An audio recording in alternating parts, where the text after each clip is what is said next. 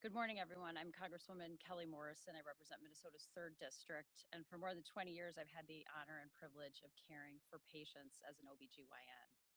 And now I'm very proud and humbled to be the first and only pro-choice OB-GYN in Congress. 2.5 years ago, the Supreme Court overturned 50 years of precedent and issued the Dobbs decision, overturning Roe versus Wade, and for the first time in our country's history, taking away a right.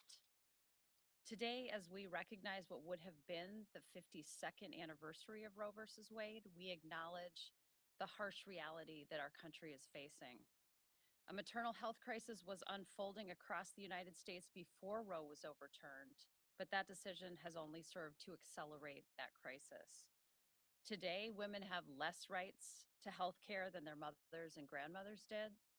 44% of women and more than half of Black women of reproductive age live under abortion bans.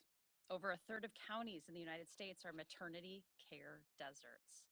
And we're facing a shortage of OB-GYNs that is only expected to get worse. These are serious and dangerous threats to women, children, and families. Voters across the country have shown that they want to preserve a woman's right to access the health care that she needs. Voters in red, purple, and blue states from Missouri and Montana to Arizona and Colorado to New York and Maryland voted for reproductive freedom in this past election on state ballot initiatives and constitutional amendments. And I want every woman to know we see you, we hear you. House Democrats will do everything we can to prevent this Republican Congress and this administration from going against the will of the people and further eroding your rights.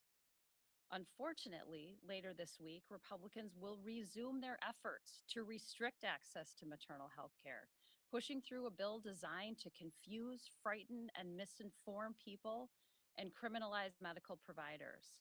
A cruel bill that singles out patients who are facing one of the worst days of their lives. In this moment, we should be doing everything we can to support women and their doctors, not attack them.